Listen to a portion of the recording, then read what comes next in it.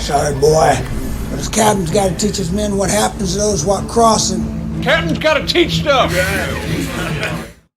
Good morning from the Batcave. It is 9/11, September 11th, 2024. Never forget that your government is scamming you. And I'm going to keep going and get to the next section on this Apocrypha, the pseudo-epigraphy, the false writings that are in your Catholic, Orthodox, and Ethiopian Bibles, and were in your King James until the 1800s.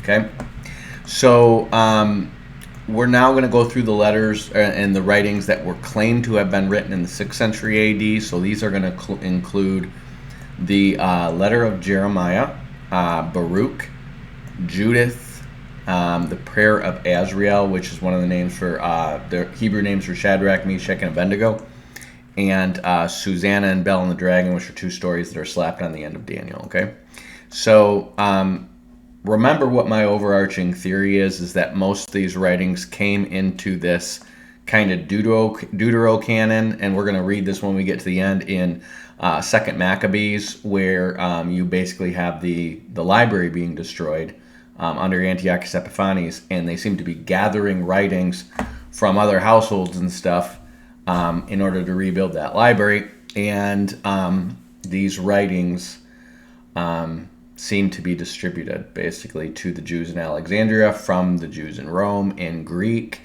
and this is where these writings seem to come in. We don't really have we have no historical evidence of them existing before this. We have historical evidence of some of them existing between the 2nd century and the 1st century AD. So you have a space of 100 to 150 years, let's say. And that's why I'm putting, we know Sirach was written in 180 AD. Wisdom could have been written as late as 100 CE. So, but we know Sirach was translated to Greek in 137 BCE, and that seems to be the earliest one. The rest of these, like I said, these are stuff that people either made up, drummed up, or they could have been pre-existing family legends like Tobit and Judith, which we're going to get into.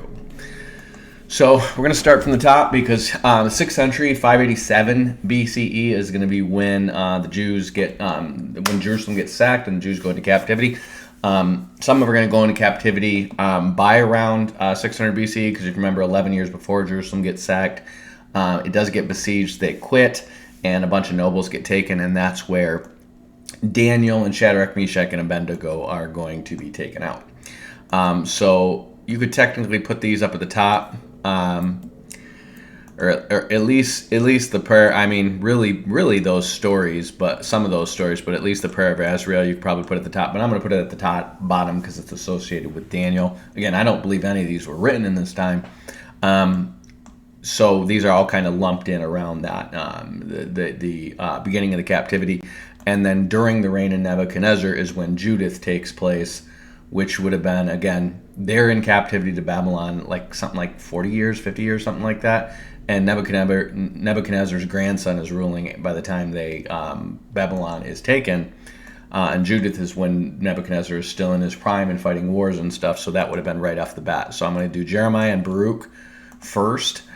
And Jeremiah and Baruch are... They're usually, you're going to be able to find them both in a single writing. So if you were to look up Baruch, again, you can get all these online for free. This is a King James version of Baruch. So these books aren't hard to discern. They're short to read. Again, this is 22 pages for both Jeremiah and the letter from Jeremiah and Baruch. And you see the text here. I mean, you could sit there and read this in 10 minutes. You don't really need to know much about these books, except that they say things that don't align with the Bible. They contradict each other. They contradict Scripture doctrinally. They contradict prophecy, and they contradict history. They don't. It's like these books were not just written by. They're not just false. It's like they were all written by the same people, or a small group of people who probably were like pretty ignorant of history but they had access to the Bible, and so they were copying names and places in the Bible like to make it sound biblical. But what they were probably doing is when the Hasmoneans said, hey, we'll give people 10 shekels if they can produce one of these books here, they were just like, time to make some money. And they were like just really dumb. And how people fell for this is even more dumb. So I'm just going to walk through this again. This is going to be real quick. Now, it just talks about Baruch being written basically in the 5th year and the 7th day, what time the Chaldeans took Jerusalem, but burn it by fire. It says, he read the words of this book in the hearing of Jeconiah, the son of Jehoiakim of Judah, in the ears of all the people that came to hear the book, and in the hearing of the nobles and the king's sons, and the hearing of the elders and all the people from the lowest to the highest, even of all them that dwell at Babylon beyond the river Sud. I don't know what the river Sud is. So basically it's saying that Baruch read these words to everybody who was in the captivity. I doubt that he did. I doubt that these people were all here. But here's how you know these things are false. Okay. So first of all, it's going to mention this Jehoiakim, the high priest, and whoever writes Judith, and this could all be the same person writing this. They're very ignorant of history, and Jehoiakim, the high priest, seems to be based on something in Nehemiah. And again, if these people are reading these books, remember, let's assume they haven't read Chronicles. Let's assume they've read Kings, and then they've read Ezra and Nehemiah. And who knows what order the Bible was in back then, okay? They go into captivity, and all of a sudden they're back under Ezra and Nehemiah. And if you go to the end of Nehemiah, you have, it says, these are the priests and the Levites that went up with Zerubbabel, the son of Shealtiel, and Jeshua, Sariah, Jeremiah, Ezra, okay? Zerubbabel literally means seed of Babel because he was the first generation to be born in Babylon, and then he's going to come back, okay? So that's how short of a time they were in Babylon, because the person whose name means he was born in Babylon is going to leave, and he's going to come back with people. So anyways, it says he's the son of Shealtiel, the son of Shealtiel and Jeshua, Sariah, Jeremiah, Ezra, okay? So there may be more than one Ezra, because Jeshua is Joshua the high priest. There's Zerubbabel. Ezra, if this is Ezra, he's very, very old, because if this is the Ezra the book's named after, because Ezra's still around in the time of Nehemiah. So there might be more than one Ezra. But then it's going to talk about, so it says Salu, Amok, Hilkiah, Jediah. These were chief of the priests and their brethren in the days of Jeshua. Remember, Joshua was the high priest. And then it's going to say, and Jeshua begot Joachim, okay? And you're going to find multiple letters. Remember, if Jeshua is the high priest, you're going to read about this in Ezra. Jehoiakim is his son, but we have no reference to Jehoiakim being the high priest. It just says, and in the days of Jehoiakim were priests, the chiefs of the fathers, Sariah, Moriah, Jeremiah, Hananiah.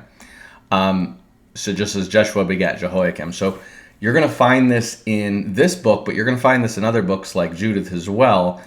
People seem to be drawing the conclusion from this that Jehoiakim, Jeshua's son, must have been the next high priest, and they're just going to assume this. But they don't realize, like, these people are coming out after Cyrus, which is totally after Babylon is destroyed, and both Baruch and Judith are going to act like they came out while Nebuchadnezzar is still king. It just doesn't make any sense. These people are so ignorant of history, they think that Nebuchadnezzar just kind of repented, and after he destroyed Jerusalem, and let him rebuild the temple right then, and they just started having the sacrifices again. We're going to read about this stuff in Judith. It's really dumb. So we see that he said he sent it to Jerusalem unto Jehoiakim the high priest. That's who he's assuming this is. Remember, he's saying Baruch sent it to him. Okay? Remember, the temple's been burned. The priesthood it's moot. They're not doing anything. But he's claiming that he sent it to Jerusalem to Jehoiakim the high priest when Jerusalem's been burned and the temple destroyed. Okay. And then he says the son of Chelkias, that would be Hilkias, the son of Salom. So if you compare that to Nehemiah, You're going to see Hilkiah and Salu. So it seems like they're trying to piece something together from here, but they're too ignorant of what this means or where it sits historically to realize this is bullcrap. They clearly don't know enough about Babylonian prison history to know this is Artaxerxes, this is not. I mean, they just think because they've got the book of Daniel that there was Nebuchadnezzar and then his son was Belshazzar. They don't know about the two monarchs between those two, and that Belshazzar would have been like his grandson. They just don't know. So anyways, it says in the land of Judah in the month of Sivan, and I'm not entirely sure, but I think Sivan is a later Jewish name. I don't know. I could be mistaken there, I think. But he says, at the same time when he received the vessels out of the house of the Lord that were carried out of the temple to return them to the land of Judah, the 10th day of the 7th month of Sivan, namely silver vessels, which Zedekiah the son of Josiah, king of Judah, had made.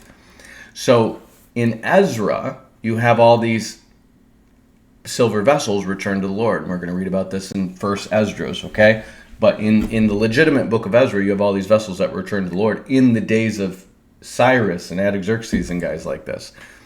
Remember, these vessels are the vessels that Belshazzar is drinking out of when Babylon gets destroyed. They have not been returned in the time of the Babylonians. They've pillaged them and taken them as plunder, as just kind of recompense for the Jews rebelling against them. So they're making it sound like not only that, Nebuchadnezzar says, "Behold, we've sent you money to buy burnt offerings." And he says, "And pray." This is Nebuchadnezzar talking. After Nebuchadnezzar, king of Babylon, and carried away Jeconiah and the princes and the captives, and the mighty men of the people from Jerusalem, and brought them to Babylon. And they said, "Behold, we have sent you money to buy burnt offerings and sin offerings and incense, and prepare ye manna, and offer upon the altar of the Lord God, and pray for the life of Nebuchadnezzar of Babylon, and the life of Belshazzar his son." I'm not even entirely sure Belshazzar would have been born when Nebuchadnezzar was ruling. I think he was kind of like a very young man, possibly even a teenager, but I think like probably in his 20s, when he's kind of just like the regent of Babylon. And his Nebuchadnezzar, I think, is let me get this history straight.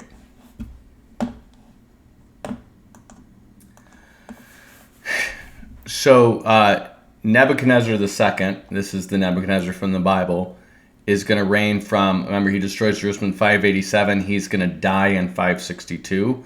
He's going to be succeeded by this Marduk for just a couple years. And then Neriglissar. And I believe one of these guys was like a usurper. One of them's like a brother-in-law, and then they get to you have this Abel Marduk is going to rule for, it looks like, 4 years, and then Labshi Marduk is going to just rule for like a few months, and then Nabonidus is going to rule, and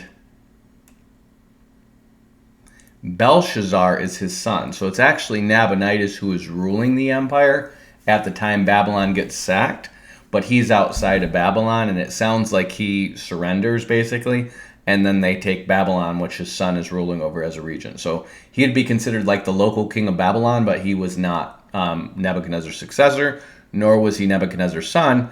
And if you see, he's born in let's see, Belshazzar would have been died in 539 BC. Nebuchadnezzar dies in 560. So if he's in his 20s, he might have been a baby when Nebuchadnezzar was born, but he would not have been known at all. Okay? So, again, they don't know that there's like 3 or 4 people in between them, and that Belshazzar's not really king. He's not really the successor to Nebuchadnezzar, because it's obvious they have the book of Daniel and they don't have real history. He might have been Nebuchadnezzar's grandson, but that's not entirely proven. So, again, these are the people who are mentioned in Daniel, so they assume that those are just the only 2 people who ruled Babylon. Jeremiah and Baruch are going to get mixed up, though, because they're going to say they're going to be in Babylon for 7 generations. But they're saying that basically they're making it sound like Nebuchadnezzar's the king and Belteshazzar, his son, is his known successor. And of course, if anything, he's maybe an infant at this time. If anything, if he's even born. But they're claiming that they're asking the Jews to give sacrifices for them. Doesn't make any sense. And then because of these guys are making money off this book by making copies of it, they're saying you shall read this book which we have sent to you to make confession in the days of the Lord upon the feasts and the solemn days. So basically, what they're saying is this book is kind of like a confession of our sins that we make every time we go up for the feast days. So they're writing this book as if this was something, but remember, their temple has been kind of pillaged by Antiochus Epiphanes, and their library has been destroyed. So they don't know. The Maccabees, the Hasmoneans, they're just Levites, and they're probably not highly educated Levites and scribes, because those aren't the type of people who live like roughnecks in the woods and fight guerrilla war. So what it's going to say is, we've been bad, we got what we deserve, blah, blah, blah. And one of the things he's going to say is, he says, to bring upon us great plagues, such as never happened under the whole heaven as it came to pass in Jerusalem. What they're going to claim is that what happened in Jerusalem was predicted by Moses. Okay? It wasn't. Them being dispersed was predicted by Moses, but they specifically say that man should eat the flesh of his own son and the flesh of his own daughter. That was not predicted in Moses. It was predicted in some of the later prophets. I forget exactly who. I think Jeremiah, possibly Isaiah, possibly some of the prophets that were in the books of Kings related to northern Israel, but nothing like this was said by Moses. Okay? So what you have is a book that is basically claiming to be the book of kind of like our public repentance. This is what we did. And then he talks about there's some things that are clearly ripped off from like Isaiah and Jeremiah and stuff like that. And then at the end, he says, I will bring them again into the land which I promised with an oath to their fathers, Abraham, Isaac, and Jacob, and they shall be lords of it, and I will increase them, and they will not be diminished, and I will make an everlasting covenant with them to be their God, and they shall be my people, and I will no more drive my people Israel out of the land that I have given them. So obviously the everlasting covenant comes from Jeremiah, and what he's claiming is that God's promises, once they come back to the land, they're going to get that everlasting covenant, and they will never again be driven out of the land of Israel. Well, that's a big fat fail, because they're driven out in 70 AD and 137 AD. That's a fail. That's a failed prophecy. Because the everlasting covenant is actually the new covenant, and they think it's a restored covenant once they're back in Jerusalem, because this is in the time of the Maccabees, and the Maccabees are trying to make it look like they're the kingdom come. So there's not much else in it. Again, you're going to find things where it's just like they're going to mention the Hagarenes. I don't know who Moran is, but Teman is the son of Edom. And they're going to mention stuff like that. It says, it has never been heard of in Canaan, nor has it been seen in Teman. Okay? No one refers to Canaan as Canaan in this time. They're just pulling stuff from the Bible to make it sound like this sounds like a prophet, and it is claiming to be a prophecy.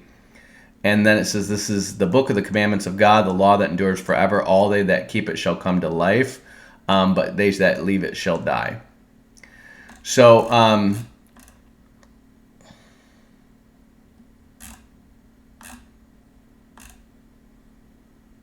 So it's very clearly claiming to be a prophecy. Baruch was never a prophet. He was a scribe, just like same thing with Second Esdras. It's a prophecy, but Ezra was never called a prophet in Ezra and Nehemiah and anything that we have. But somehow Second Esdras is a prophecy by Ezra. Baruch is a scribe. He's not a prophet. He's just writing stuff down for Jeremiah, who's a prophet. And it says, basically, like once the Jews come from the east, in other words, from Babylon, that they're never going to be dispersed again. Well, that would have sounded really good in the mid days of the Maccabees, but not so much after 70 AD. So that's it. It says, moreover, even the woods and sweet-smelling trees shall overshadow Israel by the commandment of God. For God shall lead Israel to joy in the light of his glory and mercy and righteousness that cometh from him. So it's not really talking about the Messiah. It does talk about the new covenant, but it's making it sound like the time under the Maccabees is the new covenant period. So, of course, the Maccabees are going to like this, because they're like, yep, that kind of assures what we're trying to do here, which is what? We're altering Judaism. I mean, they're in the time of John Hyrcanus, they're calling him the priest of the Most High God, which is a Melchizedek title. They're very clearly trying to make themselves out to be the Messianic kingdom. So that's it. Prophet Jeremy, same kind of thing. The whole thing is basically a diatribe against idolatry. It's just like 5 pages long. It's boring. There's no point to it. Just says basically idolatry is bad. But here's the obvious tell that it's not inspired. It disagrees with the scripture. It disagrees with Jeremiah. It disagrees with the prophecy. Remember, Jeremiah says there are going to be 70 years in the desolations of Jerusalem. Okay. And there's going to be a mysterious, he has multiple prophecies that mention 70 years, and there's going to be a mysterious 70 years captive to the king of Babylon, which represents, Daniel is going to interpret that as the 70 weeks of years. And then there's a literal 70 years for the desolations of Jerusalem. Well, the 70 years for the desolations of Jerusalem is the time from the temple being destroyed to the temple being rebuilt. So remember, the city is sacked in 587 AD. By 586, the temple is burned down because they're pillaging it, plundering it, and then they burn the temple. By 516 BCE, that's 70 years later, the temple is rebuilt in the days of Darius, and that's what you're going to read in Ezra. So you're going to basically have Nebuchadnezzar all the way down to Belshazzar. He's going to get sacked, and then you're going to have Cyrus, and then I think Xerxes. I could be wrong. I think it's Cyrus, Cambyses, and then Darius. And then in the days of Darius, the temple gets finished.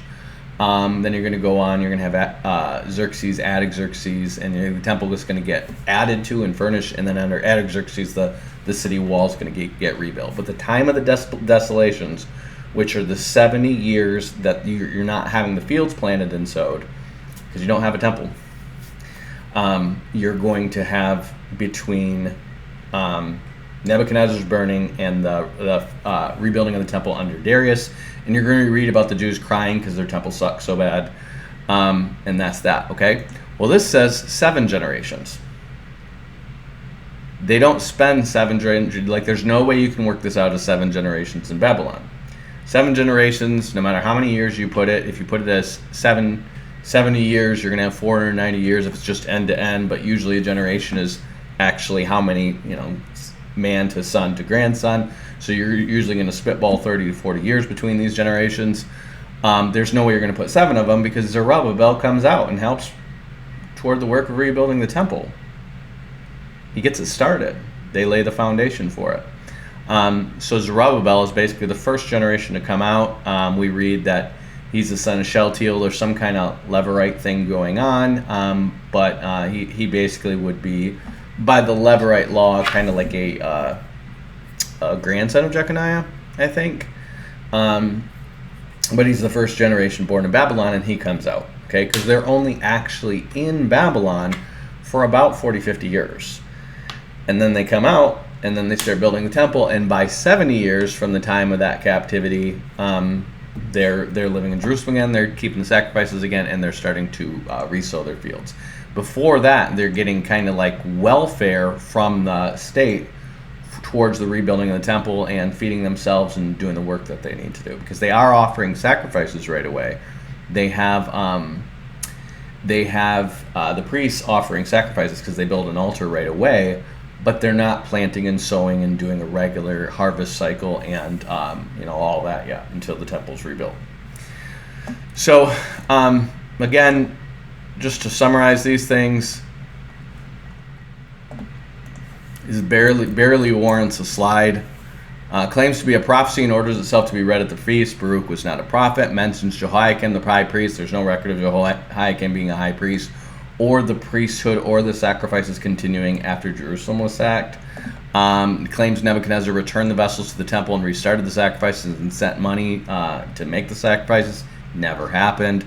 Claim Belshazzar was the son of Nebuchadnezzar. No, he wasn't. He probably wasn't born until after Nebuchadnezzar died. Maybe he was a baby. But at best, he could be a grandson of him, like based on a son-in-law. And then claims Moses and the Jews.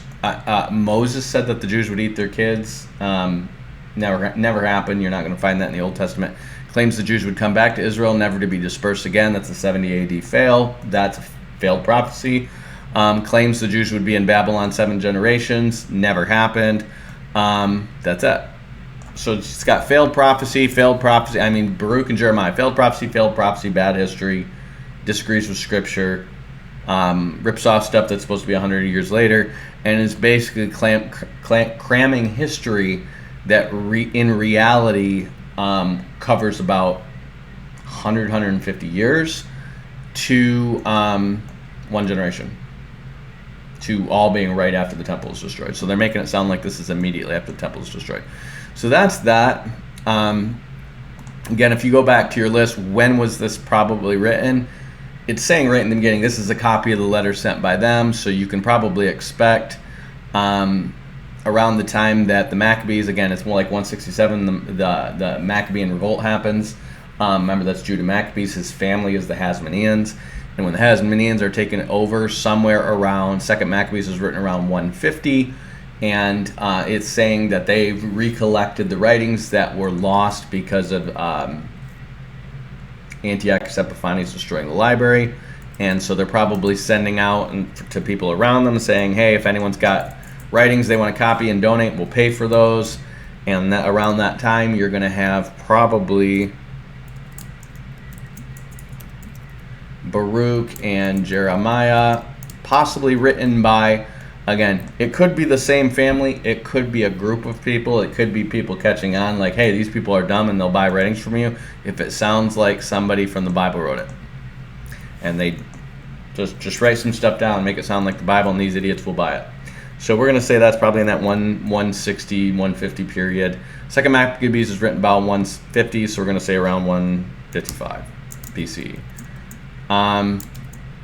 Again, it gets the high priest wrong. It gets a bunch of stuff wrong. There's no real obvious tells like the Greek names of cities or anything like that in it, so we don't have that. But that's probably around the time when it was written. So now we're going to get to Judith.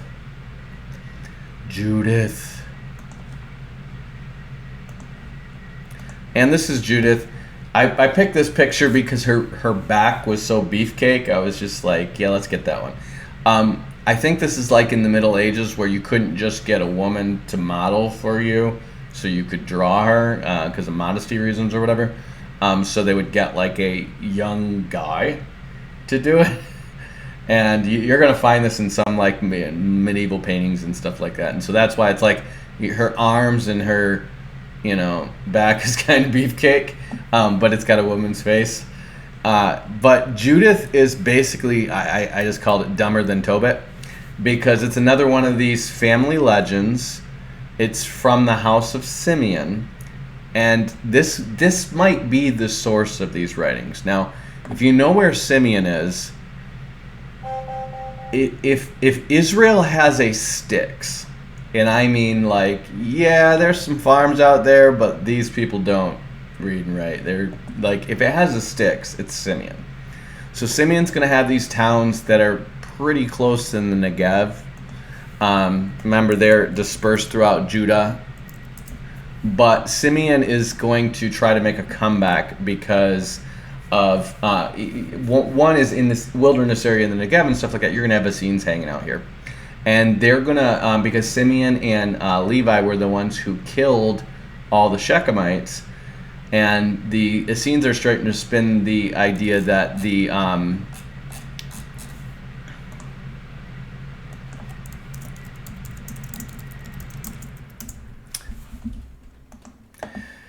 that basically God anointed and empowered them to kill all the Shechemites when Jacob is actually cursing their anger for doing it. He says they're going to be dispersed throughout Israel. And of course, Levi is dispersed as the priesthood. Simeon is dispersed by basically being in Beersheba, which is the southernmost city. But they're surrounded by the wilderness of Zin, so it would have been Edomites here, Amalekites here, and they're constantly pillaging their stuff. Beersheba would have been their only main city. So remember, they're always saying from Dan to Beersheba. Dan is the furthest main city north. Beersheba is the furthest main city south. They have other towns, but that's the main city. Beersheba was probably never huge, and it's just in the middle of nowhere. Like, the King's Highway is going around here. I'm sorry, it's probably going up through here. It actually would connect with Beersheba. So I'm sorry, it is on the road. But it's like, once you're here, you're like Edomites, Amalekites, probably have Kenites here because they're like nomadic herds people, Midianites. And the Simeonites are just, they've got some farms. There's just not a lot of reason. Beersheba is probably at one point decently fortified. And because it's kind of like the first main city going into here, assuming you're trying to avoid the Philistine cities, which most of your international travelers were not, it was mostly the Jews that were not. So it's isolated. It's an isolated city. And then, of course, after Jerusalem gets destroyed, this is like the sticks. This is going to come back and be re-inhabited, but Beersheba, you never hear anything about Beersheba again. Okay? So it's in the sticks, but you probably have some people there and some families there that own some estates that want to be somebody. And so they're going to rip off the story of Jael or Gad the seer, because if you read the book of Gad the seer, they're going to have kind of rip off story of Jael that's about Tamar, Absalom's sister, going back to Geshur, and this guy tries to force her to sleep with him or get her to sleep with him, and she kills him in his sleep. Just like Jael kills a guy in his sleep by driving a tent peg through his head, she kills him in his sleep by driving like a sword through his heart, I think. And Tobit's going to do the same thing. She's going to cut off his head by making him fall asleep. And the story of Jael is different. The story of Jael is basically Gideon wouldn't go lead the battle unless Deborah went with him. And the Bible is not about exalting female authority over men. So she kind of rebukes him and says, okay, fine, I'll go with you, but a woman's going to get the glory for this victory. So as a response to him insisting that Deborah goes with him, the woman is going to get the glory for killing the general, and Jael is a Kenite woman who is friendly with this Canaanite king. I forget his name, or the general and the king, and he entices him to go into the camp, gives him some milk, he falls asleep, and then she drives a tent peg through his head. So that's how she gets the glory for having defeated their foe. Well, Tobit's going to be the same thing. Except instead of driving tent peg through his head, she beheads him. And there's nothing special about her, that she had some trust relationship with the family. He just falls for her because she's so hot, basically. So if we look at Judith, and we'll get into the same stuff here, it's going to have similar stupidities in it. So remember how I told you how in Tobit you're gonna hear them mentioning obvious cities like Nineveh and Ecbatana and Rages or Ragu, because that's where Zoroaster was born. So it's like the famous cities they know, right? It's like saying, yeah, we know about Los Angeles, New York, and Nashville, because that's where Elvis did his thing, right? So same thing. You're gonna have in the 12th year of the reign of Nebuchadnezzar, who reigned in Nineveh. Nebuchadnezzar didn't reign in Nineveh, he reigned in Babylon. In the days of Arphaxad, which reigns over the Medes in Ecbatana. There's no King Arphaxad. They're literally pulling this out of Genesis and saying, well, maybe someone renamed their kid that. Who's reigning over the Medes in Ecbatana. Why? Well, because probably they've read Tobit. That would be my guess. And Tobit mentions Ecbatana and Nineveh. So we're going to be like, yep, it's like that. And they're so dumb on history that they're going to think it's Nebuchadnezzar reigning over it. So it's going to, the story is basically this. Nebuchadnezzar wants to fight a war with some people, and it's not really clear who because they're making up place names. But it seems like it's supposed to be like somebody in like Cilicia, so kind of where Saul of Tarsus is, somebody in that area. And it's this weird thing where he's sending this general to fight these people. And what he's doing is he's calling all of his territories to say, essentially send troops to support our attacking these people. And everybody ignores him, okay? So he's going to ask for people all the way to, he's going to say the Elameans, he's going to say all the way to Egypt. Nebuchadnezzar never rules Egypt. He invades Egypt for a bit, but he gets driven out. He never rules Egypt. Okay? But they don't know this because they're reading the Bible instead of history, and there are prophecies about Nebuchadnezzar invading Egypt. Well, he invades some outskirt cities of Egypt because the Jews are there, and that's how he fulfills that prophecy, but he never takes over Egypt. So they assume he did. Well, they were wrong. And I'm sorry, so they're saying he's going to fight the Medes. This King Arphaxad of the Medes and Ecbatana, okay? And they're saying he's calling everybody all the way to Egypt to help him. And everybody's ignoring him, and that's why he's ticked. So this is the setting for the story, because he's going to send this general to oppress them because they didn't respond to him, okay? So he's going to send this general to those who dwell in Cilicia, Damascus, Libanus, that's their word for Lebanon. Anti-Libanus is basically what is opposite Lebanon, I guess. And then it says all the way to the inhabitants of Egypt until, without fail, my mouse dies when I'm recording. All the time. Like once a month, my mouse fails while I'm recording. All the way to it says, and all the inhabitants of Egypt till you come to the borders of Ethiopia. Nebuchadnezzar never controlled this. And it says that in the 22th day of the first month, Nebuchadnezzar, king of the Assyrians, it calls him king of the Assyrians. They don't know the difference between Assyrians and Babylonians. Because remember, by this time, there's no Babylonian Empire. And what was the Babylonian Empire by the Persians and by the Greeks is back to being called Assyria. The Babylonian Empire was essentially a takeover of the Assyrian Empire, but it didn't last that long. It only lasted like 50 years. And so by the time you get to the Persians taking it over again, they're going to go back to calling the province the kingdom of Assyria, or the Greeks are after them. So they send this Holofernes. This is the name of the general. This is the big bad in this thing. And he's going to go impress people, and he's going to, make them, give them money and stuff, and draft people. I read this, but it was boring. So he sends in a big army into Judea. Now, mind you, this is supposed to be right after Nebuchadnezzar has sacked Judea. Okay? We have no reference in this whatsoever to Jerusalem being destroyed. And they make it sound like there's just this priest still in Jerusalem because they've probably read Baruch, and Baruch makes it sound like Nebuchadnezzar just destroyed Jerusalem, but the priesthood kept going.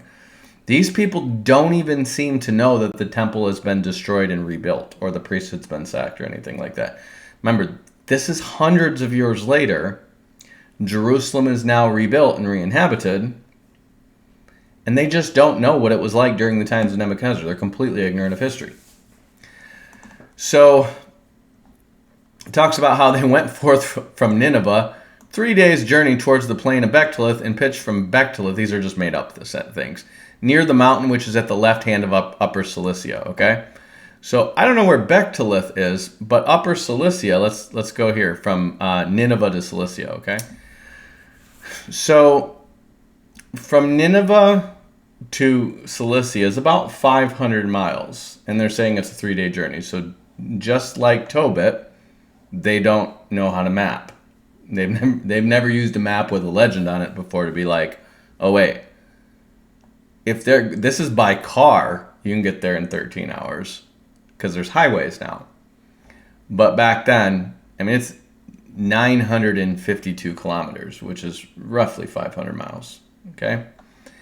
You're not going 500 miles in 3 days. I don't care how fast your camel is. I don't care if you have that symbiote horse from the new Venom movie and it's just like a flying horse.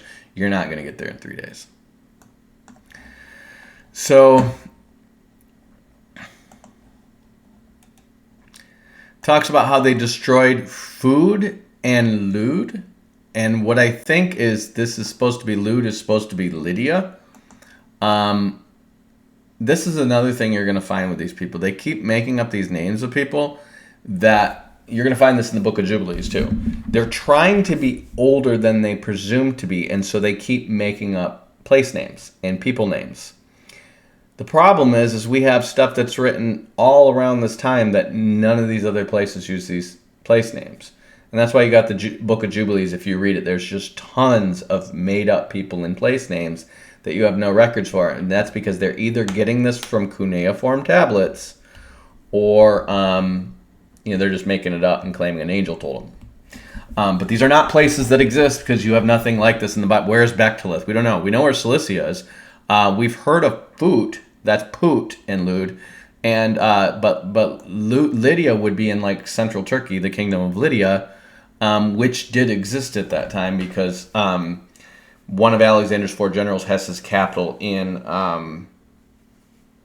what is this? Laodicea, I think, or whatever, Sardis or Smyrna or whatever one where Satan's throne is.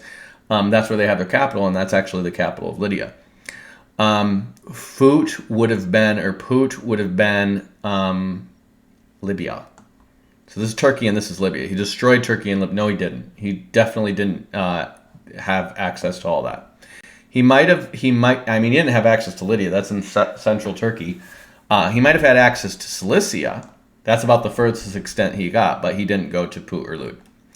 Then it says he went towards the wilderness of the south in the land of the Chelians. I don't know who the Chelians are. Like, you try to look these things up, you're not going to find them because they're just made up or poorly mispronounced, misspelled references to people who used to exist. Then it says, and then he went over the river Euphrates. So this is how dumb they are. Then he went over the river Euphrates. Now remember, this is him coming from Nineveh, and it's just describing him going to Turkey and Libya, and then he goes over the river Euphrates. They don't know that these places are not on that side of the Euphrates. They were way over here. These people are just completely ignorant of geography.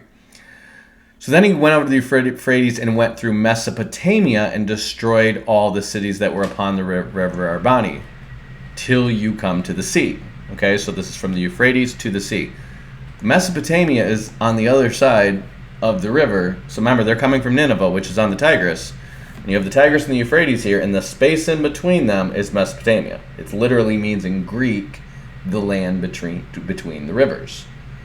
And you're not going to find Mesopotamia in the Bible. That's its Greek designation. That's what the Greeks call it, okay? You're going to find it in our modern Bibles. You're not going to find the word Mesopotamia in Hebrew. You might have found something like the land between the rivers, but the name Mesopotamia literally means the land between the rivers, and it's a Greek name. So there's another hint that, this is after the Greeks. And then it destroyed all the cities until you come to the river Arbani, which who knows if that's a real river, till you come to the sea. So the sea typically is going to be the Mediterranean. So they're basically, they think Mesopotamia is the space between the Euphrates River and the Mediterranean Sea, not the space between the other side of the Euphrates River and the Tigris, which is where they would have had to come to get to these places. So again, geographical ignorance all throughout.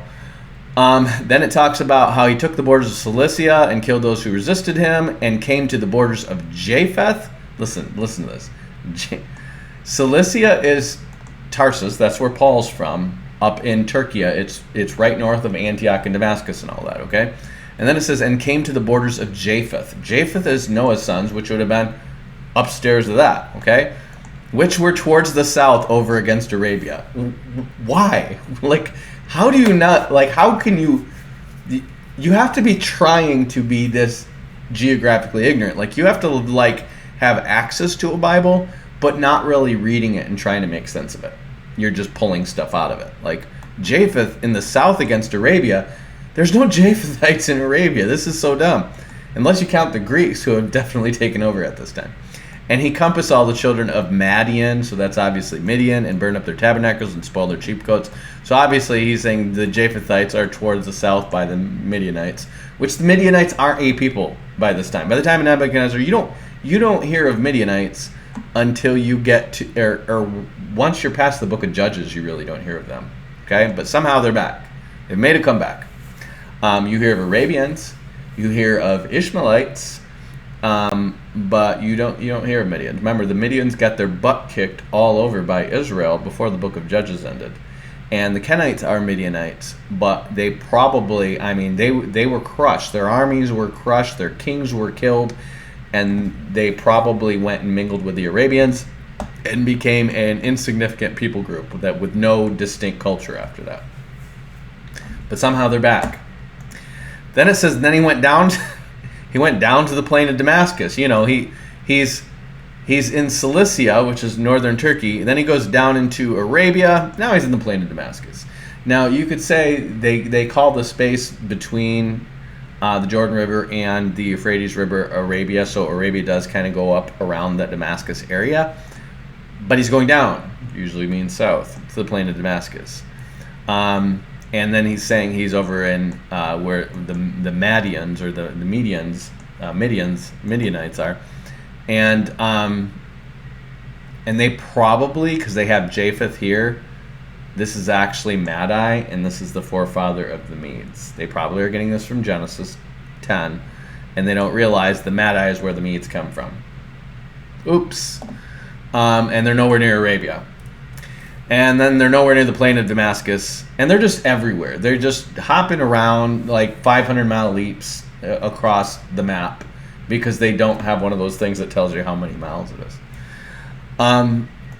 So then, therefore, the fear and dread of him fell upon the inhabitants of the seacoast, which were in Sidon and Tyrus, and them that dwell in Sur and Osina, and them that dwell in Gemnon, that's Yamnia, which would have been a city that starts to be populated by Jews, I think in the Greek period. Yamnia is where they're going to go after 70 AD, and that's where the Pharisees are going to kind of reform Judaism. And then that dwell in Azotus. Azotus is what, I forget what city it is. Ashkelon, not Ashkelon, because here's Ashkelon. There's Azotus, there's Ashkelon, there's Gath, there's Gaza, and there's one of these Philistine cities. Oh, I have it right here. I'm sorry. It's Ashdod. It's what the Greeks call Ashdod. So in the Bible times, this is called Ashdod, the Philistine city. Then the Greeks call it Azotus, and that's what you see it called in the New Testament. And I think Philip the evangelist goes there. So again, complete geographical, historical ignorance here. But meanwhile, we're still in the days of Nebuchadnezzar because he's the king of Assyria, whatever. You have the same Joachim the high priest in charge because obviously they've either read the other BS stuff or it's the same people who wrote the BS stuff. And then it says in those days was in Jerusalem, wrote to them who dwell in Bethulia and Bethosem, which is over against Esdraelon, towards the other country near Dothaim, charging them to keep the passages. So are these new people? I don't know. But what they have is a priest, a civil ruler of a priest, basically living in rebellion against Nebuchadnezzar, the same one that Baruch says Nebuchadnezzar gave back the vessels to and told him to do sacrifices for him and his kid, who was not born yet. So Jehoiakim the high priest is basically saying, you guys keep the passes, we're going to try to hold off Jerusalem against this commander here. They don't seem to know, and whoever wrote the story, that Jerusalem's been sacked. Most of the Jews of any clout there are gone. There's no priesthood. And they're basically a conquered territory of Nebuchadnezzar. They don't seem to know any of this. But apparently they're treating the high priest like he's a civil ruler, which wouldn't have happened until after the Persians let them go back and the temple was rebuilt. But they don't know that. See, they're treating it like it was in the days of John Hyrcanus, where the priest is the civil ruler. Notice there's no king, but there is a priest who's in charge and ruling the civil land. And then it says, and God heard their prayers and fasted their affliction. The people fasted many days in all Judea and Jerusalem before the sanctuary of the Lord Almighty. They don't know the temple's destroyed during this period. They're worshiping before the sanctuary. Okay. And then he says something about the princes of Moab and Ammon. And he calls them sons of Canaan. They're not sons of Canaan. They're sons of Abraham's brother. They don't know that either. And then he talks about, he's telling the history of the Israelites, and he's saying they're descended from the Chaldeans. Now, at one point in the story, they call they're called the sons of Kelod. Now, who are the sons of Kelod? It's probably a made-up name like Nibble Delir. The sons of Kelod are probably their name for the Chaldeans. They're just Chaldeans, Kelod, so they call them the sons of Kelod, okay? And they don't realize the sons of Kelod are the Chaldeans, but the Chaldeans are descended from Arphaxad. Now, where do they get the name Chaldean? I don't know. But it said that Abraham dwelt in Ur in the land of the Chaldeans. Well, where's that? Well, that's Sumer. I don't know where they get the name Chaldeans. Another thing they mentioned is this Hydaspes. Hydaspes is actually in Afghanistan. So they're like, and there came to them that dwell in the hill country, and them that dwell in the Euphrates and Tigris and Hydaspes, Afghanistan. All the way in Afghanistan are coming from there, thousands of miles away. Why? Because the brother of Xerxes, when Xerxes takes over, Artaxerxes, one of the two, is over this territory, and there's a civil war and there's a civil dispute. So there's probably something somebody's heard about this territory way off in the furthest extent of the land that Alexander the Great conquered. They're like, yeah, that's right around the corner over there by the Tigris. They just have no idea. I could go on and on and on about all the stuff that's geographically or historically wrong with this, but I won't. I'll spare you. Jehoiakim's the high priest. No, he's not. Sons of Canaan. No, they're not. People descended from the Chaldeans. You could kind of make that case. He came from Ur of the Chaldeans, and the Hebrews are descended from Arphaxad, so you could kind of make that case. But you never hear the Jews referring to themselves as descended from the Chaldeans. Never. Then they talk about how God cast before them the Canaanite, the Perizzite, the Jebusite, the Shechemite. No, they took out the Shechemites before they came into the Promised Land. So this is telling their history. Okay, these are all Canaanite tribes, and then the Shechemites were killed by Simeon and Levi, and then they make a slight comeback in the days of Gideon's bastard son. And then they're toast by the end of the book of Judges. And then he says, but now they are returned to their God and are come up from the palaces which were scattered and have possessed Jerusalem. No, they didn't. Not in the days of Nebuchadnezzar. So notice it's talking about them having been scattered and coming back in the days of Nebuchadnezzar. These people are so ignorant. Whoever wrote Baruch and Tobit does not know that the Jews didn't come back in the days of Nebuchadnezzar. They came back like 20 years after Nebuchadnezzar died. This is so bizarre how ignorant they are. It's so bizarre that anyone was dumb enough to fall for this. And who is God but Nebuchadnezzar? That's something that apparently Nebuchadnezzar is making them worship him or something. And then this land of Bethulia is going to kind of be the main place, okay? So he says, which were in those days Ozias, the son of Micah of the tribe of Simeon, and Cabris, the son of Gothoniel, and Carmus, the son of Melchiel. Are these real people? My guess would be that there's some Simeonite people who've been chilling here in the sticks the whole time, who cannot really prove their ancestral heritage, that are trying to prove that they're real boys, not made of wood. And they're making up these names. I think I've looked, and it's hard to find any of these names in anything related to Chronicles.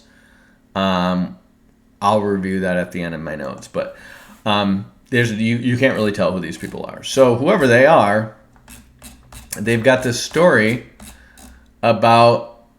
here's some time now. Now, at that time, Judith heard of this general going around with his massive armies and destroying everybody.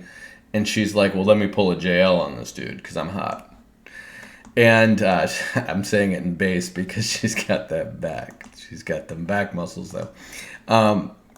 And now at the time Judith heard thereof, which was the daughter of Merari, the son of Ox, the son of Joseph, the son of Ozel, the son of Elkiah, the son of Ananias, the son of Gideon, the son of Rephaim, the son of Akito, the son of Eliud, the son of Eliab, the son of Nathanael, the son of Samael, the son of Salasadal, the son of Israel.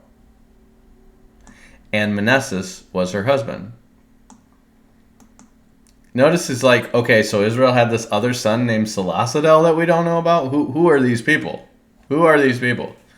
I don't know, but that's a long genealogy. That's an impressive genealogy to keep track of. None of these names are anywhere that anyone else can figure out.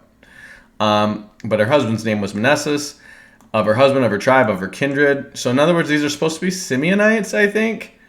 But okay, none of this stuff makes sense. And basically, she's a widow, but she's hot. That's basically the story. She's a widow, but she's hot. And so she makes a big dinner for, because why not just invite this invading army over for dinner? So they make a big dinner for this general and his captains and whatnots. And she's so hot, he falls for it, and she puts stuff in the food that makes him sleep, and she falls for it, or he falls for it because she's hot. And it says, "For if we be taken, so all Judah shall lie waste, and our sanctuary shall be spoiled, and he will require a profanation thereof this month." So what she seems to be doing is fighting to defend the sanctuary from being destroyed. She doesn't realize it is destroyed during this time period.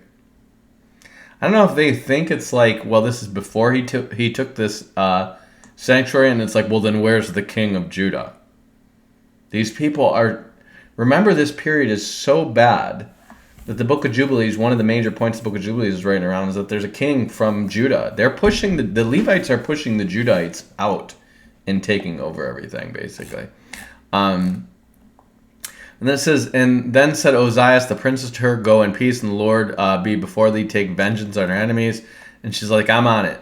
She says, "The Lord God of my father Simeon, to whom thou gavest a sword to take vengeance of the strangers." See, this is, you can tell, this is the Second Temple period, because after the Maccabees, they start to glorify Simeon and Levi sacking the Shechemites. And so that's why she's saying, you're going to find this in the Testimony of the 12 Patriarchs, you're going to find this in Jubilees, that it was God that moved on Simeon and Levi to kill the Shechemites. And because they were faithful in doing it, that's why Levi got the priesthood way back in the days of Joseph, when the priesthood wouldn't exist for another, few hundred years. But they're going to say, God gave the sword to Simeon to take vengeance on the strangers. In other words, God ordered him to kill the Shechemites. See, they're changing the story because they're like, killing Gentiles is good whenever you can do it. And so she's like, I'm going to take vengeance like Simeon did. Isn't that glamorous? Why? Because there's all this stuff about Levi being so awesome because he killed Shechemites, and we Simeonites want a piece of that. That's why. And so they're like, what she did is she used her hotness on him, and she kind of showed her back muscles. See, most of them are, when you see them putting the selfie behind them, it's to show off them back muscles. Because that woman's like burly. She's like, she shaved it for y'all because she's hot. And they're going to go back and forth, have some talking. I don't care to read this. I don't care to know this. I did read it. I'm just like, it went in one ear and out the other because it's all pointless. So Judith said, "I will drink now, my lord, because my life is magnified before me this day all the days since I was born." So she does the old iocane powder is in your cup as well as my cup, but I've been building up an immunity to iocane powder from the day I was captive by the dread Pirate Roberts. And it works. It works. He does the switcheroo, and he was like, "Ha, I switched glasses while you're looking." And she's like, "Nope," and he falls asleep, and she cuts his head off. And this woman who's a beefcake grabs his head and walks up to Jerusalem with it, because it's just a stone's throw away. And says, "Strengthen me," and she gets the power of Simeon, the Black Ranger or whatever. And then said Ozias unto her, "O daughter, blessed art thou, the Most High, above all women on the earth." See, this is what they say to Jael. This is like identical to what they say to Jael, and also to Mary when Jesus is pregnant with her. "Blessed art thou above all women," right? So Jael gets the glory for killing, and she gets the glory for killing, because this story is just a blatant ripoff of Jael. And Judith says to them, "Hear how awesome I am. I'm awesome. Women are not meant to rule, but I am awesome," because she's so hot and burly. And Jehoiakim the high priest and the children of Israel that dwelt in Jerusalem, came and behold the good things that God had showed Israel, and to see Judith and to salute her. And basically, Judith never gets married. She's basically a virgin forever because sex is nasty. And she is going to... Oh, wait. For the mighty one did not fall by the young men, neither did the sons of the Titans smite him, nor the giants set upon him. But Judith, the daughter of Merari, weakened him with the beauty of her countenance. See, she's so hot. He's like, oh, iocane powder. They call them Titans. That's what the Greeks called the giants. Another hint, Greek. It says, remember, this is during the days of Nebuchadnezzar, king of Assyria. It says, the Persians quaked at her boldness, and the Medes were daunted by her hardiness. This is like a song they made from her. Why would they? That doesn't make sense. What are they on Nebuchadnezzar's team now? What is this? It says, Lord Almighty will take vengeance on them in the day of judgment, and putting fire and worms in their flesh, and they shall feel them and weep forever. Any nations that rise up against their kindred. This is just anti-Gentile stuff. It says the people continued feasting in Jerusalem before the sanctuary for a pace.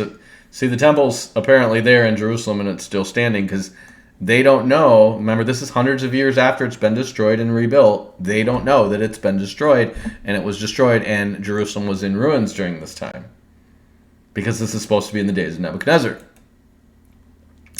She's so hot, many desired her, but no one knew her all the days of her life. She's basically a widow for life, and she just stayed as an icon of hotness, strength, and pretty much rock-solid beefcake delts. This is Judith. And that's it. This is Judith. Okay? So this rip-off story of Jael, who is completely incompetent to read a map or a history book or the Bible or anything except to rip off little bites and pieces because apparently nobody's reading the Bible in this day. We'll summarize this. It's a rip-off of Jael inspired by Jubilees and Tobit, so it's a mixture of those two books. About the Samsonite widow who Samsonite, I guess, who saves Judea from a made-up general of Nebuchadnezzar. Makes General Nebuchadnezzar the king of Assyria. Mentions a fictional Arphaxad ruling of the Medes and a fictional war between Nebuchadnezzar and the Medes. None of this happened. Mentions the son of Kelod. Mentions Hydaspes from joining in. That's in Afghanistan. Nebuchadnezzar commands people as far as Egypt and Cilicia to join the battle. He never ruled Egypt. Nebuchadnezzar takes revenge on Put, Lud, and then crosses the Euphrates. That's backwards map stuff. Mentions Jamnia and Azotus, which are Greek names for stuff. Mentions Scythopolis. Scythopolis was named that by Ptolemy. It's one of the Decapolis cities, the 10 cities of the Decapolis, and it's named by Ptolemy in 260 BC, so we know it has to be later than that. Mentions Joachim the high priest. We mentioned that, son of Joshua from Nehemiah 12, but he's sus. He says Judah is being ruled by a priest, not a king. That doesn't make sense. No mention of Ezra and Nehemiah or the city being built. It doesn't know how the Bible fits together historically, apparently. Describes the Ammonites as sons of Canaan and the Israelites as descended from the Chaldees. Mentions Israel wiping out the Shechemites when they go into the Promised Land. Didn't happen. They were actually, taken servants to Israel. The men were killed, and then the women and children were taken as servants to them. Basically Judith prays to God to give her strength to deceive and murder the general of Nebuchadnezzar, like he gave strength to her father Simeon to murder the Shechemites. It's a shout out to Jubilees. So we're assuming that Jubilees is written by this time because this is where we have, it seems like, the earliest mention of this Shechemite story. And I think I spitball the book of Jubilees to be in the period after, and this is what your scholars are going to believe too, it's going to be after John Hyrcanus tries to make himself the Melchizedek priest, basically. The Book of Jubilees is going to be written largely to refute that, because one of the things that's going to make a big emphasis on is the Davidic line, and the Messiah being from David. So I would assume that would probably be written, I think John Hyrcanus is going to be around the 150s, so Jubilees is probably written around the 140 to 150 period, I would guess, and Judith would have to be written after that, which I would assume would be about the 130s.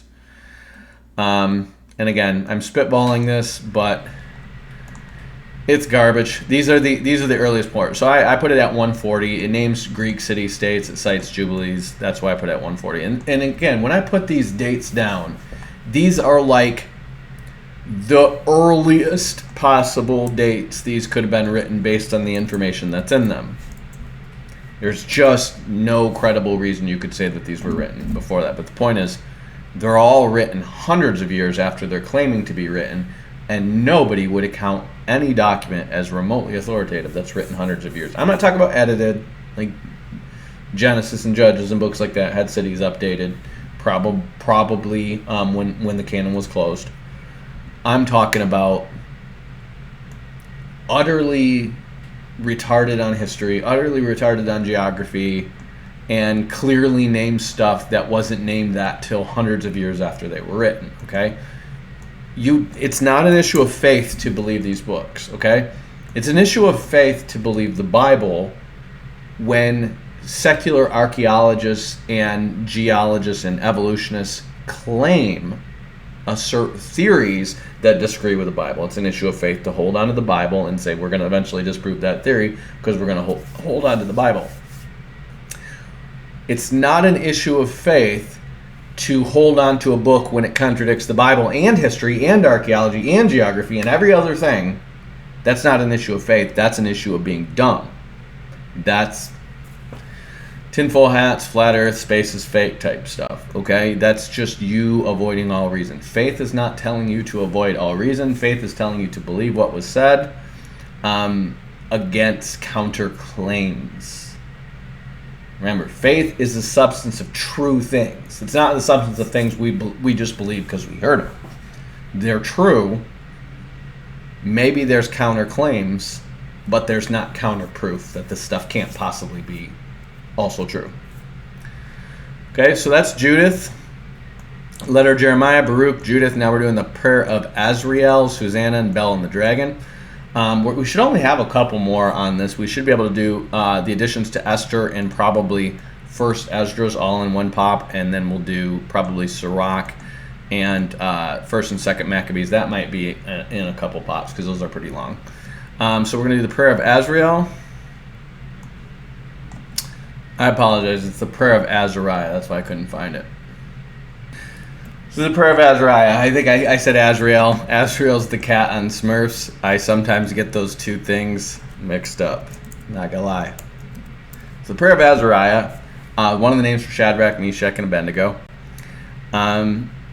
So the prayer of Azariah is like the prayer of Manasseh. It's kind of benign, but there's no reason this wouldn't be in the book of Daniel already.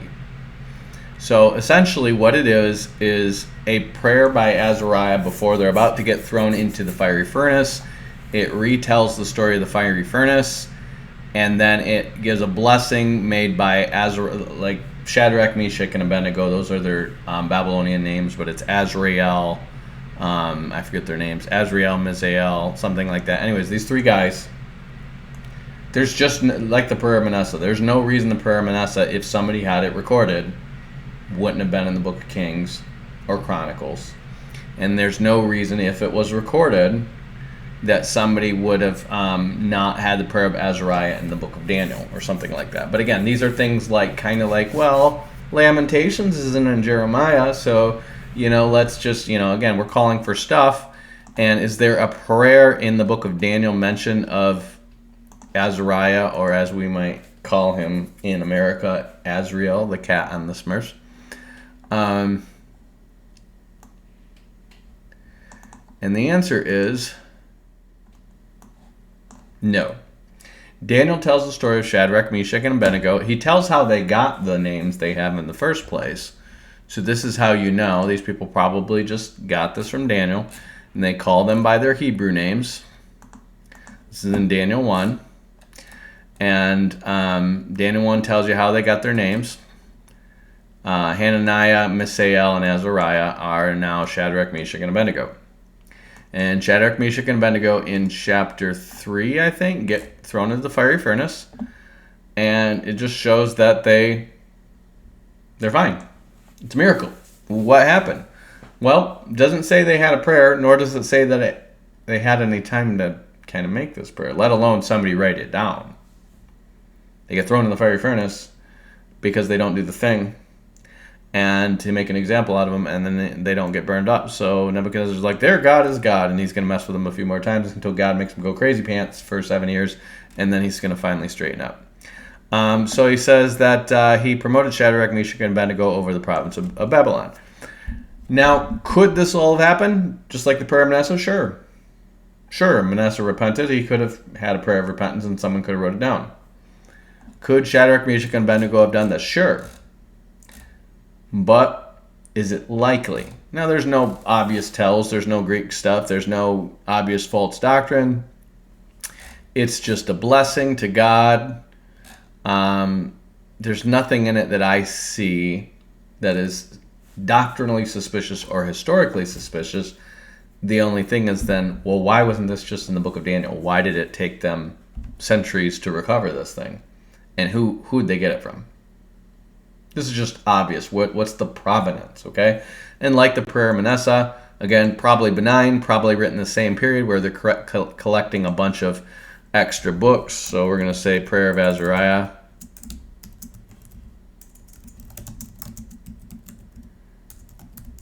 Is probably one of those things that are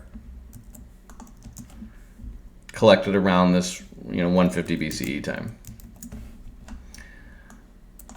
And again, what is the motive? I think the motive is people are like, hey, does anyone else have any other books that were related to stuff in the Bible that we can buy from you for the Royal Library? And people are like, oh, I got some books for you. I got some books. Oh, these are super old books. They're so spiritual. And that's Azariah. So I don't know if that is actually in Daniel. I don't know if that's one of the additions to Daniel. But we do have an official book of additions to Daniel.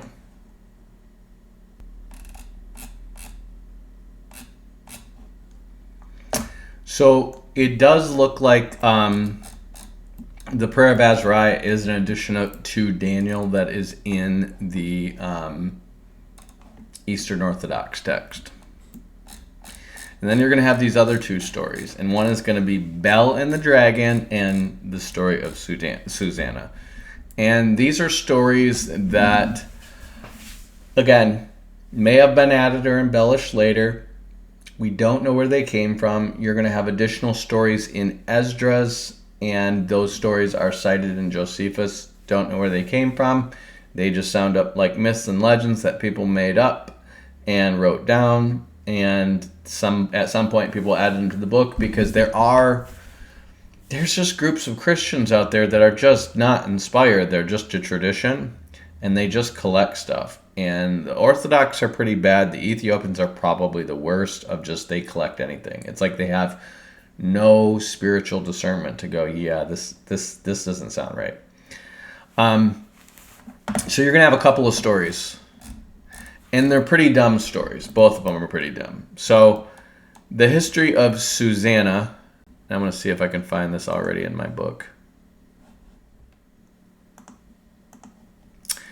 Story of Susanna is essentially this. There's this woman who's really hot. I personally think the Jews are going through a period of repressed sexuality during this time. Remember, they're putting away their foreign wives. They're like, you know how you're married to this woman and sexually attracted her and have kids with her? Yeah, throw her away. And I think you have a lot of sexually repressed Jews in this period, and these stories pop up. Because you have Judith, who's just so hot and everybody wants her, but nobody can have her. Like, why are these stories popping up all of a sudden? Because we hate women. Do you, though? Or is that just culturally appropriate to hate women? And you really wish you had some.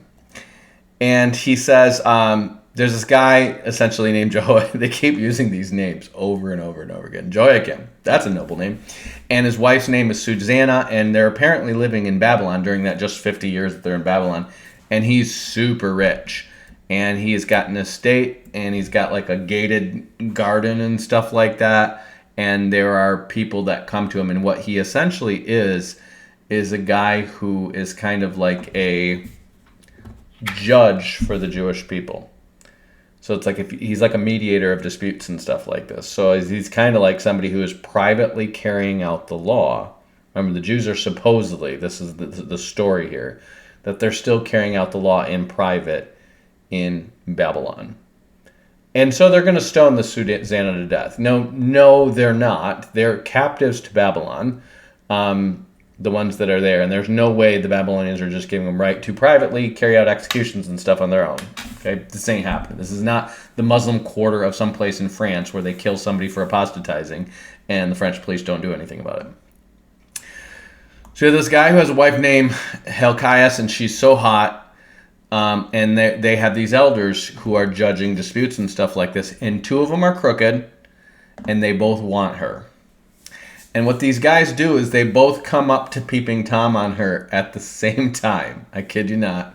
And they catch each other Peeping Tom on her because they're trying to catch her in the garden and check her out because she's so hot. And rather than be like, one of them being real quick about it and being like, I caught you Peeping Tom her, you. I'm going to get your judgeship and all your extra money. They're like, clearly we're both lusting after this woman. And they own it. And then they're like, let's hatch a plan. This is embarrassing. So let's hatch a plan.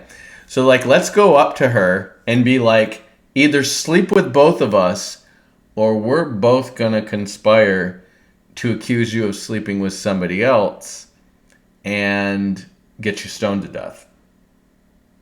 Like, that's a clever plan. And they do that. So they literally just walk right up to her in her private home in her garden. Apparently her husband's gone and there's no one around. And they're just like, either let us GB you, or we're going to accuse you of adultery without any evidence whatsoever, but there's two of us, and so we're going to get you stoned. Because Jews are that stupid.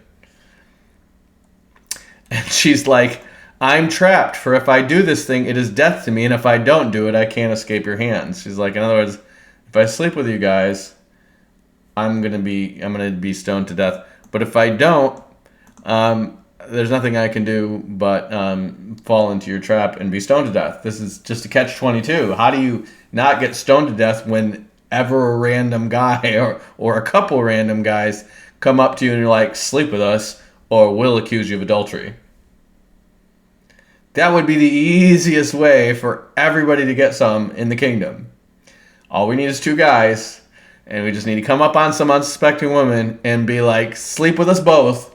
Or we've got two witnesses and we're going to accuse you of adultery and men trump women, so we're going to win. How did nobody think of this very clever scheme before? This is like the ultimate, this is like, forget Tinder. All you need is another guy.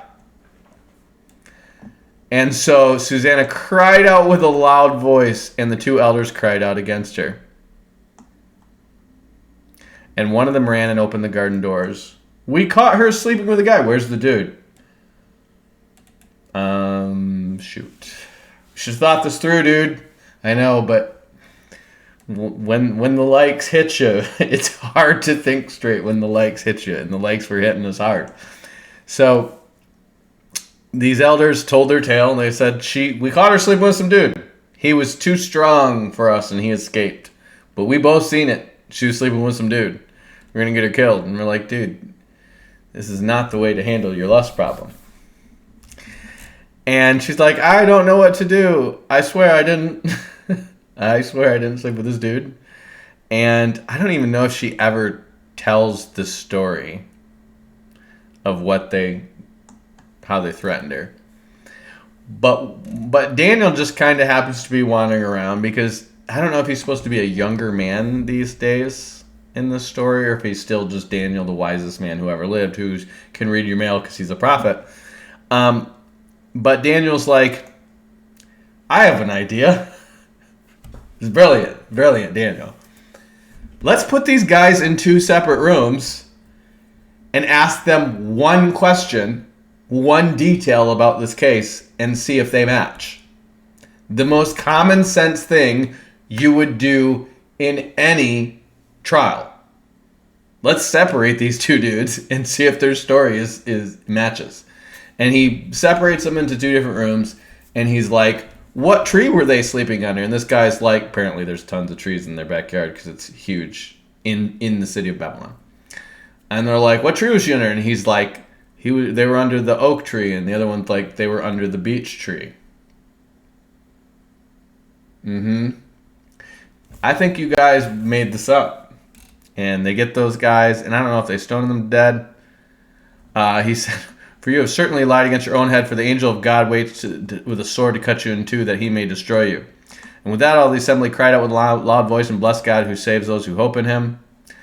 And they rose against the two elders, for Daniel had convicted them of false testimony out of their own mouth. And according to the law of Moses, they did to them what they maliciously intended to do to their neighbor. They put them to death, and the innocent blood was saved the same day. Therefore Hilkiah and his wife praised God for their daughter Susanna with Joachim her husband and all the kindred, because there was no dishonesty found in her. From that day forth, Daniel had a great reputation in the sight of the people. So maybe this was meant to be like Daniel when he's young. Like, if he figures that out and people are like, wow, Daniel, you're going to go places. They're just like, hey, you know these two guys? Yeah. We all know how we get around the women's, right? Like, everybody wants them and they just can't contain it. Maybe we should put them in a separate room and ask them, I don't know, a question or two before we stone this woman to death. And they're just like, Daniel, was that divinely inspired common sense? And Daniel's like, I just get these things sometimes. Sometimes it's an angel. Sometimes it's a vision. Sometimes it's just a wave of common sense that comes over me that's just like, why don't we ask like one test question before we stone this woman to death? And it turned out, nope, they made this up because they both wanted to GB this woman. And that's how Daniel got so famous. I like that origin story. I have to admit, it makes all the rest of the Jews look very dumb versus making Daniel look very wise. But the people who are writing these stories are very dumb. They're just very dumb people. So let's give you another dumb story. So Bel and the Dragon is basically like, first you say, when King Astyages was gathered to his fathers and Cyrus the Persian received the kingdom. This is interesting. This is something that you wouldn't know from anything biblical. This King Astyages is the father. I think the father-in-law of Cyrus, but he would be this last king of the Medes. And this is who Cyrus actually. There's disputed stories about who was in charge here, and I'm gonna get this wrong, so I'm gonna look this up real quick.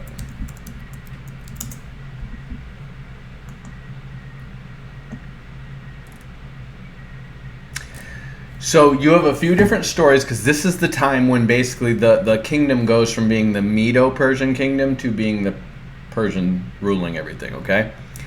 And this is kind of how you know this was written later, because there's nothing about Astyages in the Bible.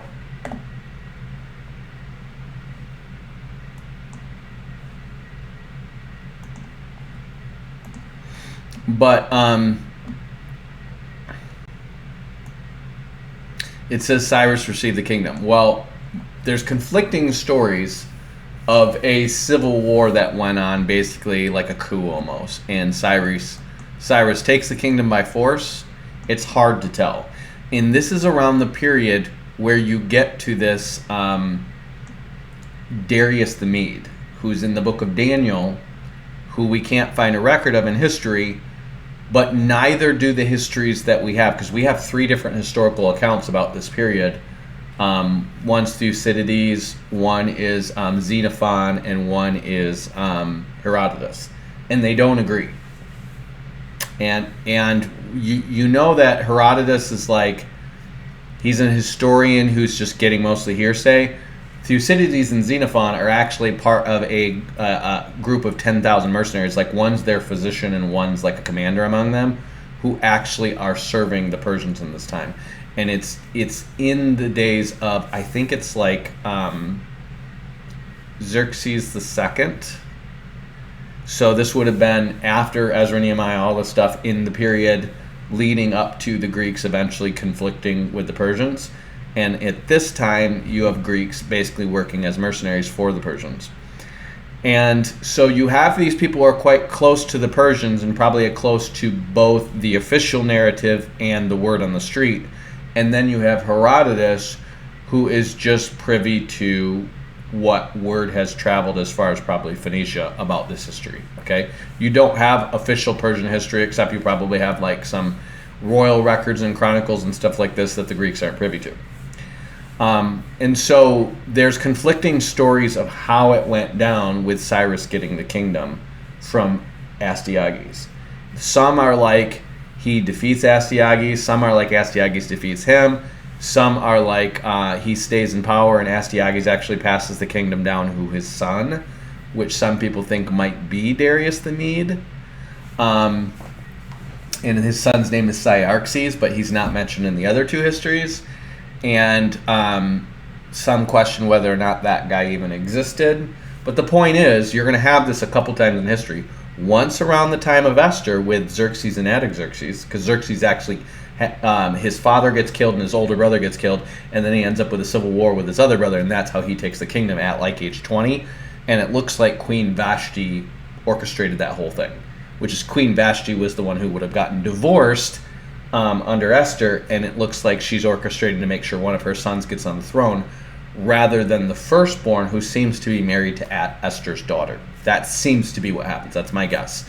Okay? So you have these periods where you have coups and civil overthrows, and lo and behold, in those periods you're going to have conflicting history on what really happened, because we don't have third-party historians and journalists who are just like writing stuff down and be like, let me tell you what really happened. I know they said Building 7 fell down, but I saw that there was Building 7 still standing when they're saying that on the news. I was actually there.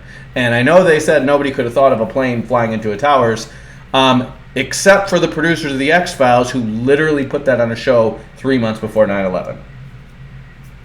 Nobody's doing that back then. It's literally what you're getting from official records and historians who are probably hearing from like generals and stuff like that who were around at that time or heard on the word on the street. Okay? So you're going to have these conflicting stories. But by this time, you would have known historically that Astyages was the last king of the Medes before Cyrus took over. At least for certain we know they knew each other and Cyrus had the kingdom after him, and there's possibly a guy in between them. But we don't know for sure. If it was, it wasn't long. It's for a year or two. And so they put this in there, and it doesn't match with the rest of Daniel, because the rest of Daniel at this time talks about Darius the Mede instead of this King Astyages guy. It talks about Cyrus, but it doesn't mention him. But apparently this is when the story took place. And Daniel lived with the king and was honored above all his friends. So who is he living with? Cyrus? Who's the king? Well, Cyrus never inhabited Babylon. It says, now the Babylonians had an idol called Bel. So it says he lived with the king and was honored above all his friends. King who? King Astyages? It says king was gathered to his father and Cyrus inherited the kingdom. So he's saying Daniel lived with King Cyrus? Cyrus would have been at Susa, which is going to be the old capital of the Elamites, but I think the Persians are using that as their capital at this time after they take Ecbatana. And he's definitely not in Babylon, but apparently there's this Bel, the dragon, in Babylon. And he's just calling the king, O king. Now, I don't get why they weren't smart and just said this is the same Darius the Mede guy. Because he keeps calling him O king, but it points out that Cyrus, it seems like they're trying to be smart and line up actual history. Because by this time, the absence of this Darius the Mede guy from the historical accounts is probably well known. And you do have people claiming that Daniel is a fiction. I think Darius the Mede is a legit guy, and he's either this General Gobirus or this Cyaxares, who is accounted in Bishop Usher, but he came from Thucydides.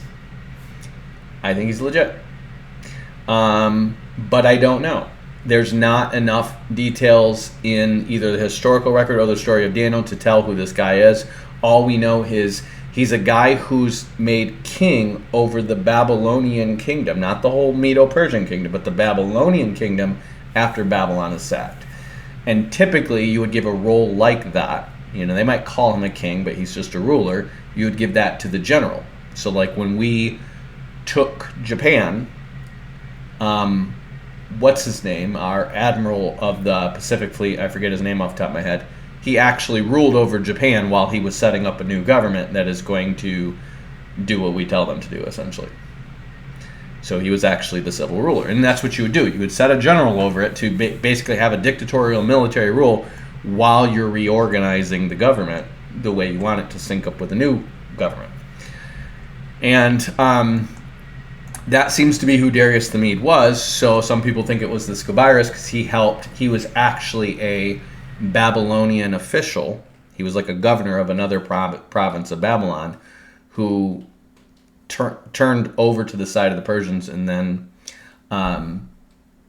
helps basically take the city. And it would make sense that that guy then would be put in charge. Now, was he a Mede? We don't know. Was there another guy named Darius the Mede that they put in charge? We don't know. Because both these, remember, these are Greek histories about the Persians, and the Bible give us very few details about the administrations in this time. Because remember, at the same time, you have the Medes taking over or the Persians taking over the Medes. So you literally have a civil war coup going on between the Medes and the Persians at the same time that they're taking Babylon. So we don't really know. We don't have good historical details on what happened. We have multiple archaeological records that suggest that maybe Cyrus was in charge when they took over Babylon, but they're also coming from people who would have been his allies or rolled over to his side in the aftermath of the coup. So they could have been people who were in on it. So we don't know. Remember, we're talking about government overthrows in ancient history with stuff written in clay. So we don't really have the greatest details on this stuff. But the point is, they try to have this really accurate historical fact followed by this king of who's apparently reigning in Babylon, which would have fit a lot better with this Darius and the Mede instead of this. So they just keep calling him O King. So the king's there, and they keep telling him that Bel is a living god. Well, who is Bel? Bel is an idol. He's a Babylonian idol. Bel, I think, is their version of Baal. I could be mistaken, but it's like a god. So it's just an idol. And the priests go in there and they have a secret floor where they take the food away that you set before the idol, and it's kind of like putting cookies before Santa Claus, but your dad eats them, but your kids think Santa Claus ate them. Yeah, this literally has been going on from ancient times, and it's a pagan ritual about deceiving people. I mean, that's why they put milk in front of Ganesh in India still, okay? It's literally the same thing as putting out cookies before Santa. You're deceiving the naive into thinking this is a living god, and he acts like a statue when you're around because he's like that mannequin on the movie Mannequin who's like, it's really this really hot woman. But if you're not the guy who's magically inclined to see her as a hot woman and have a relationship with her, she turns into a mannequin. And everybody else thinks your friend is cray-cray and a little perverted with a mannequin doll. It's exactly like that with Santa. So Santa and Bel, same thing. Well, no, he doesn't move when you're looking at him. But when you're not looking at him, he moves. I'll prove it. Put some food here, and it will be gone tomorrow. And there's no way in and out except for the secret tunnel that the priests know, because the priests are just a bunch of liars who've been just conning people into thinking they have magical powers. And so Daniel is just like, let me prove something. And apparently they get the 70 priests of Baal, and they set down food for him, and Daniel uses his miraculous gift of common sense, and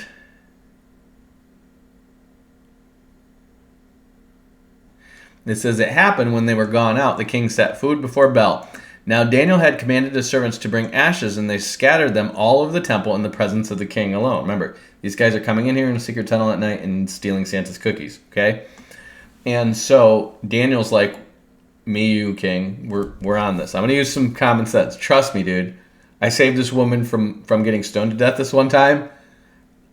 I got this gift of wisdom. And he's like, let's hear it, Daniel. He's like, they're going to come in the dark, right? Because they don't want people to see lights on, right? Okay, yeah. Well, we're going to put ashes in the floor. They won't see them. And if there's footprints around here, we'll find them in the morning. And Cyrus the king, who doesn't live in Babylon, is like, I'm picking up what you're laying down there, Daniel. You're going to go places.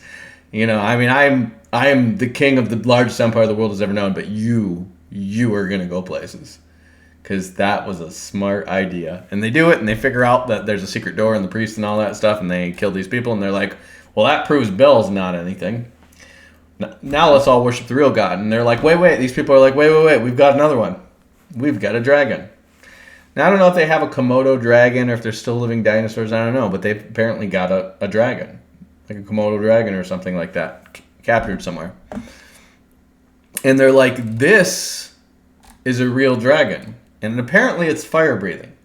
Now, there are myths and legends, and possibly some truth, I don't know, of dragons who do some kind of stuff that makes sparks or fire. I don't know. If glow bugs can glow, maybe they can. I don't know. But these are mythological creatures that we don't know of existing, but apparently they did in this time, or at least people believe they did. And they're like, this is clearly, well, this one's moving, so it's definitely a god. And they've got like a Komodo dragon or a dinosaur or whatever they have. And we have reports of dinosaurs all the way into the medieval ages, so they might have had a dinosaur. Whatever they have, they got a big lizard in this temple, and they worship it as a god. And the king's like, okay, but this one's moving though, so it's definitely going to eat the cookies. So Santa Israel, like, yeah, but remember how we proved him fake on the other one? Yeah, let me use. I'm gonna pray and I'm gonna ask for some miraculous common sense. And he's like, okay. So they make these ball, like they're feeding this thing sheep and stuff like that, right? Because it's a dragon, and they make something like a fake sheep or animal or whatever out of pitch, fat, and hair. So they ball up pitch, which is flammable, fat, which is flammable, and hair, so it kind of looks and tastes like some animal that you're going to feed it. Melted them together and made lumps out of them. And they put them in the dragon's mouth. They just sort of hand feeding this dragon, apparently. So the dragon ate and burst apart. I don't get why they didn't just say they left it for them and he ate there. He ate them and then he burst apart. Why? Because he breathes fire, stupid. And when fire hits pitch, kaboom! And that's how he killed the fire-breathing dragon that they apparently had in this temple somewhere. Now, in order to believe the story, you have to believe in fire-breathing dragons, and Daniel killed one by feeding it balls of pitch and fat. That this thing were like, I'll eat that. It's got hair on it. And then breathed a little bit of fire and blew his face off. So, fire-breathing dragon story, I'll let you guys... Oh, wait. And then after this, they cast him in the lion's den. Again. A second time, but worse. They cast him in the lion's den again. And he gets out of there, because he always gets out of there. And somehow, Habakkuk's in this story. Why? Habakkuk was around, probably, back then. I mean, he's writing a story about the king of Babylon at one point in time. Or he's writing prophecies about him, so we're just going to assume he's there. And Daniel's in the lion's den. And he says, there was in Jewry a prophet named Habakkuk who made a stew and had broken bread in the bowl, and he was going to the field to bring it to the reapers. But the angel of the Lord said to Habakkuk, go carry the dinner that you have to Daniel in the lion's den. And Habakkuk said, I never saw Babylon. I don't know where the den is. And the angel of the Lord took him by his crown and lifted him by his hair in the head. Now, they don't have a lion's den in Babylon that we know of. The lion's den is in Susa, where Daniel is... oh, no, maybe it is, because that is... Darius the Mede is there. Maybe they do have a lion's den there. So the angel took him by his crown and lifted him by the hair of the head. That's something that happens in Ezekiel. And with a blast of his breath, sent him to Babylon. So he basically gets raptured and translated to Babylon. Habakkuk does. And...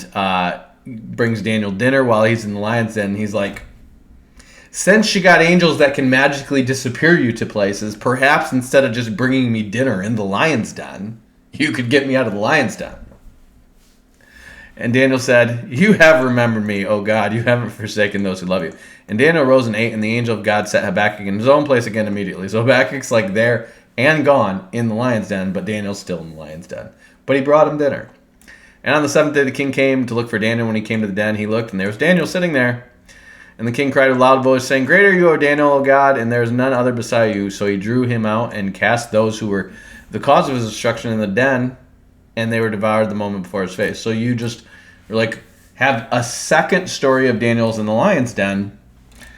And what it looks like is this is probably the original story, but they're making it Cyrus instead of Darius now because they don't believe in Darius the Mede.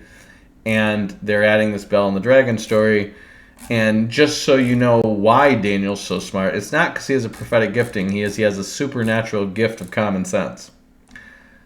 Let's feed that fire-breathing dragon some gas balls and see if he blows up.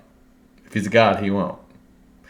Let's question these guys. If they don't get their story straight, maybe they're making up this thing about this woman because they wanted to have at that. And these are the kind of stories they come up with. The kind of stories that should be on The Princess Bride about the ROUSs, the rodents of unusual size, and the fire pits and stuff like this. But they're not quite the stories that match the Bible, because the Bible does have miracles in them. But we don't have as random angels doing and making people fly places to do stuff that's weird.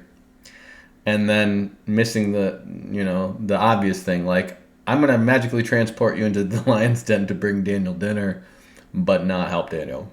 And Daniel's like, thank you for bringing me dinner. I hang out with lions all the time. This is not a problem. But I appreciate dinner because I would have been in here for a long time, and I probably would have starved to death before these lions ate me, because the lions don't eat me. And these are just, again, what do you make of these stories? They're nonsense. I am not going to try to guess when these editions came in. I would guess that they came in the Greek period, because they know who Astyages is, and you would have had to have read Herodotus or Thucydides to know that. So I would have guessed they would have come into the Greek period. But I don't know. I don't care.